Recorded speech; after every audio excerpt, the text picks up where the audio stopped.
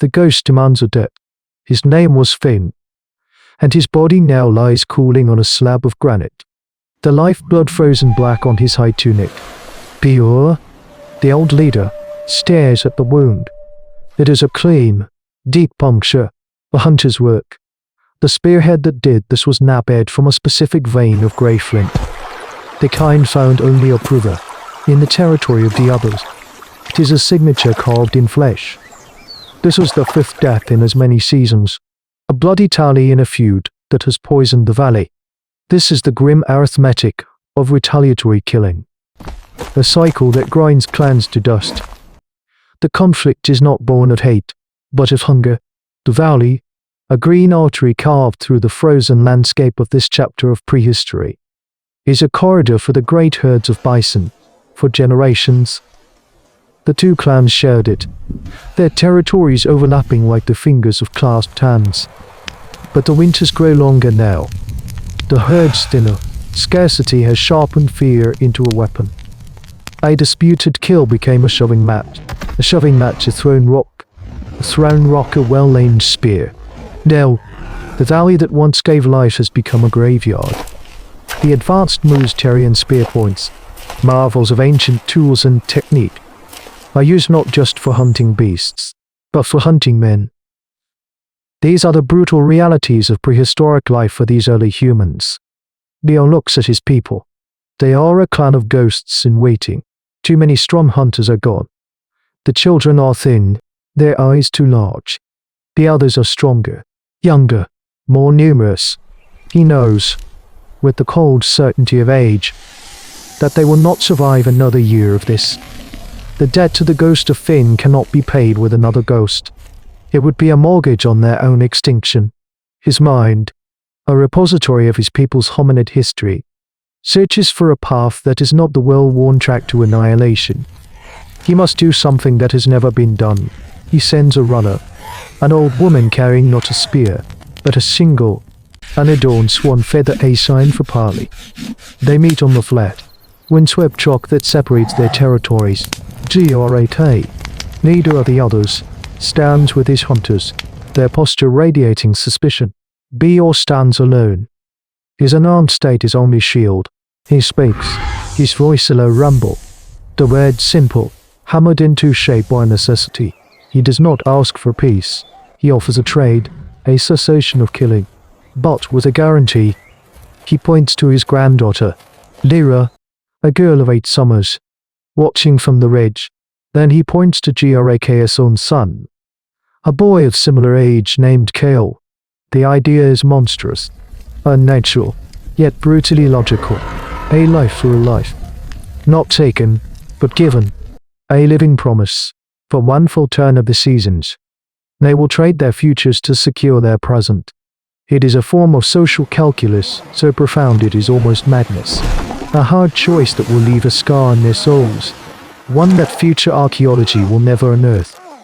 The handover is silent, a transaction conducted in the language of hell-breath and averted eyes. Lyr's hand is passed from Br's rough grasp into Grak's. It is a gesture that defies every instinct carved into the DNA of these human ancestors. Grak's mate. Lyra steps forward and places a heavy hide cloak, smelling of a strange hearth and strange smoke. Around Lyra's shoulders was a red pigment, a paste of animal fat and ochre. She draws a simple line on the girl's forehead. It is not a welcome. It is a mark of ownership, a brand that declares her as the property of this clan, a living piece of a brutal contract. Across the field, the same ritual is performed on Kale. The 2 children are now ghosts in the flesh, living among the people who killed their kin. The first days are a suffocating test of this new social calculus. For Lyra, every shadow in the new cave is a threat. The faces that watch her are masks of grief and suspicion. She is the daughter of the man who threw the first spear, one of the hunters, a young man named Dolph whose brother was the feud's last victim. Cannot look at her without his hand tightening on the knife at his belt. Grak sees this. He places himself between Ulf and the girl, the silent, unmovable mountain of authority. He is not protecting Lyra. He is protecting his own son. miles away. This is the heart of their desperate foresight. Later, as the clan eats, Mara pushes a chunk of roasted marrow into Lyra's hands. The gesture is hard, almost rough, devoid of warmth. It is an act of compliance, not compassion. This is the first lesson of this new life. Survival here is not about being liked, but about being valuable collateral. Kale faces his own ordeal. He is a boy raised to be a hunter, now surrounded by the men his father taught him to kill. He refuses to show fear, performing the tasks assigned to him, scraping hides, gathering firewood with a stoic intensity that unnerves B or RS clan. They watch his every move, searching for weakness, for a sign of the enemy within. One evening, the deep, resonant call of a cave lion echoes through the valley. The clan's children, startled, press closer to the fire. For a moment, Kale is forgotten. An outsider. Then Bior, the old leader, moves to the boy's side and rests a heavy hand on his shoulder. It is a claim, a statement to his clan that this boy, the son of their enemy, is now under their protection. It is a flicker of altruism forged in the cold fire of necessity. The piece is a living, breathing thing, and it must be fed daily with such gestures. As the first snows begin to fall, blanketing the valley in a fragile white truce, both clans learn the same hard lesson. The children are now no longer just children. They are symbols, walking reminders of the terrible price of war, and the even more terrible price of peace. The year passes like a slow healing wound. Winter yields to a reluctant spring, and the valley is reborn. With the return of the herds comes a lessening of the gnawing hunger that fueled the conflict. The presence of the two children, once a source of constant tension, has become a strange, accepted reality. Lyra now knows the names of the other spirits and the right way to smoke bison meat. Kale has learned to trek ibex in the high rocks, a skill B or a S clan had nearly lost. They are no longer just hostages. They are repositories of knowledge, bridges of shared experience built across a chasm of blood. This exchange, born of desperation, has become an unintentional act of profound reciprocal altruism. The children are not happy. They are survivors. They carry the weight of their clan's future on their small shoulders. They have learned to read the moods of their captors, to anticipate anger, to offer help before it is demanded. It is a form of intelligence honed by fear, a skill set that will redefine what it means to be a leader for the next generation of ancient humans. They have seen their enemies not as monstrous others, but as people who fear the same cold, grieve the same losses, and bleed the same red.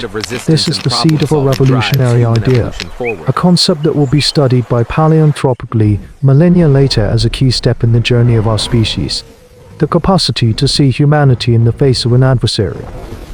The day of the exchange arrives under a placid summer sky. The two clans meet again on the windswept rock. JRAK leads Lyra forward, Bior leads Kale. The children's faces are stone. They have lived an entire lifetime in a single year.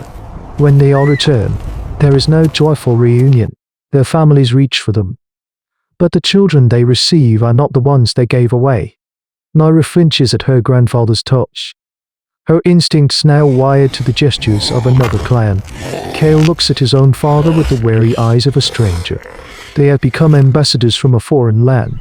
They carry a new kind of wound, one not of the flesh, but of the spirit.